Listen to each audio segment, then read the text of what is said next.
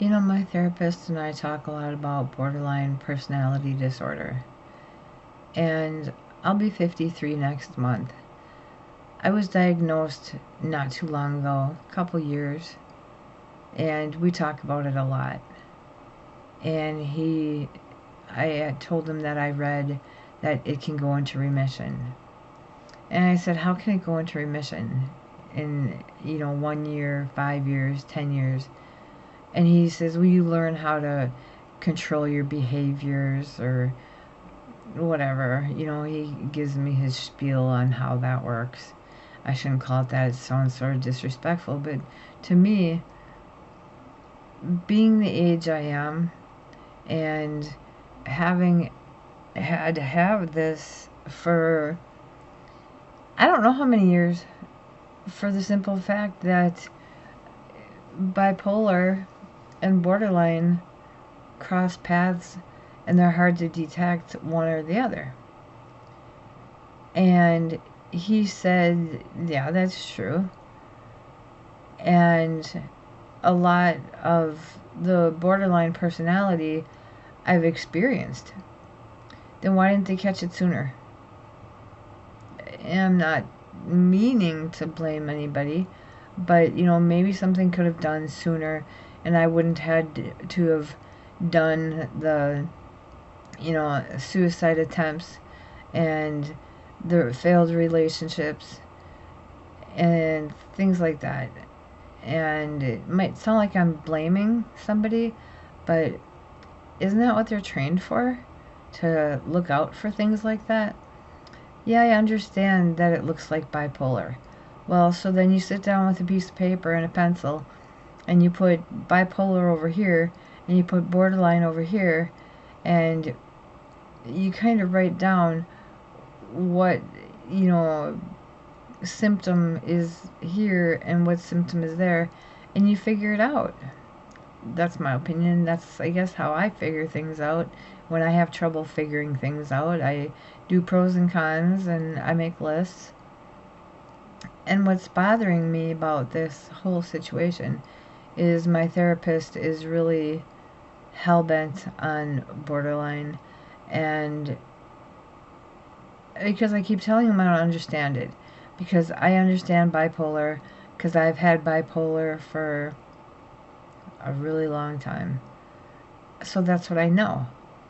I know mania, I know depression, I know, I know that. But now, borderline, you have the fear of abandonment, which is true. David and I were just talking about that, where, he told a friend, I guess, that I'll text him, and if he doesn't text me back right away, okay, what are you doing? Why aren't you texting me back? And, it's like when you're in those shoes, you don't see it. Temper wise, I used to be, I thought, pretty low tempered. Now I can lose my shit in a snap. I can snap in a snap. No, yeah. Um, but I come out of it fairly quick. I don't hold grudges really all that much that I know of. But like I said, when you're in the thick of it, you don't see it. So when my therapist is describing to me what borderline is, I'm like, yeah, that's me. Yeah, that's me. Um, that's on there? How does it know that, it's like something that I have, and I didn't know that that was a symptom. And then it crosses over with bipolar, so I get super depressed and, the suicidal and things like that, to where he didn't say he wanted to fix me, but he wants to make me happy. And I believe I talked about this before. And it just, after I have sessions with him, I think I'm a very overthinker. I think about things a lot. So then it brings me to, well, how do you fix that? That's something that's in your brain. That's something, I was told, borderline. I was told there is no pill, there's no cure for it. And then I was told from him, there's a pill for it. And then I tell him, yeah, give me my Xanax. And he goes, well, we can't just give you pills without a diagnosis. I said, we got a diagnosis, so give me my pills. That's the only thing that works. They try other shit. It don't work. So I'm so tired. Just emotions make me tired. But how they expect to fix this, I call it fix. Because of the simple fact is I feel broken. I don't feel right. It's really frustrating and unfair.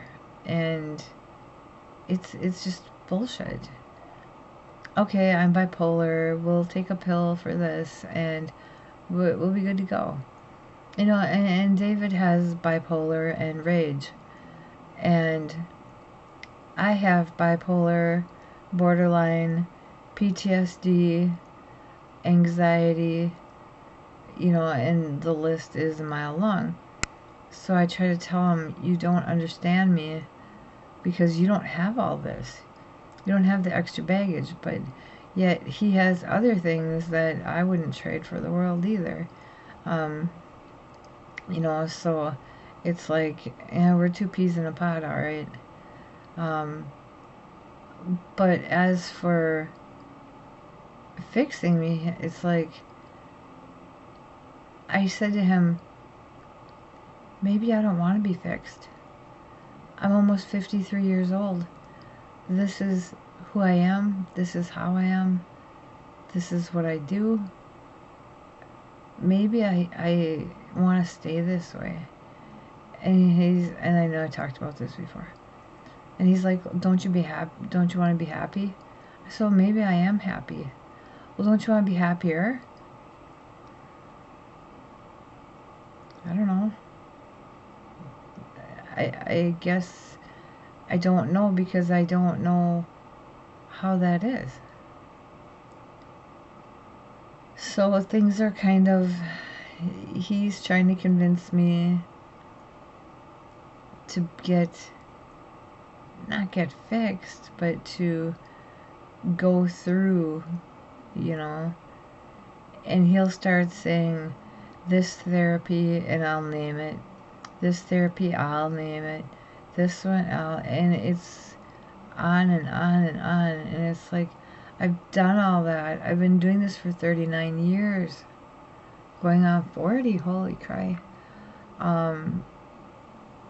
It's like, sometimes you just want to say, sorry, it's going to be a night like the other night. Sometimes you just want to say, just leave me alone, and you want to walk away. But there's consequences to that. So I really don't know. I just want to stay the way I am. Who am I going to be if you change me? But it's not like they have a magic wand and they go, wing, and you're nice. Nope, still bitch. But you know what I mean? Where they just act like they have these magic powers. And I don't buy it because I've been in it so long that I just don't want to do it. Maybe I'm just lazy. But still, when you're this old and you've been doing it for this long, you don't wanna. It just seems like a waste of time. Yeah, let's get me into remission, so they call it. And then I die. Oh, that was worth it. I'm so positive. But, the abandonment part, I've gone through that. I don't really go through that anymore. Why am I so tired?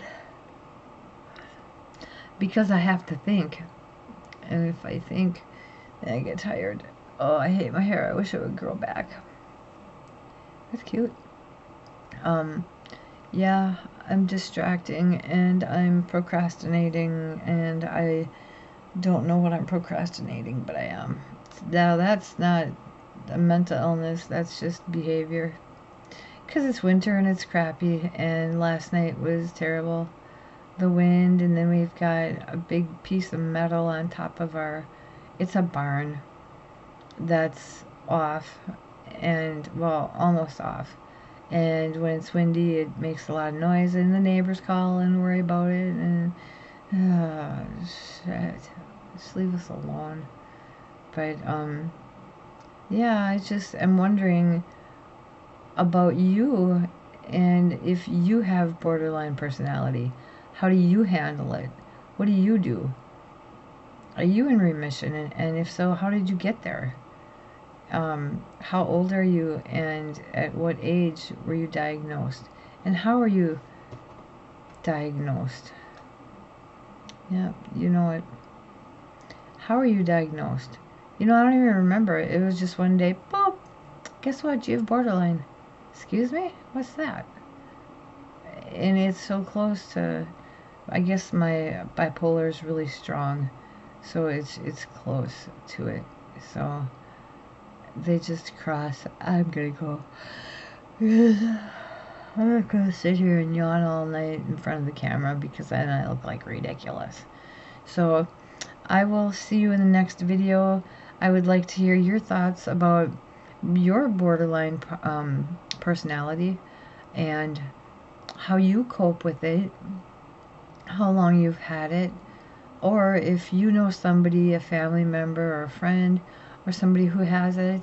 I also would appreciate it if you'd like, subscribe, all that good stuff. That's just going to help my channel. Because my channel is just going really slow and I'm really impatient. And again, that's just me. So you have a super good night and take care.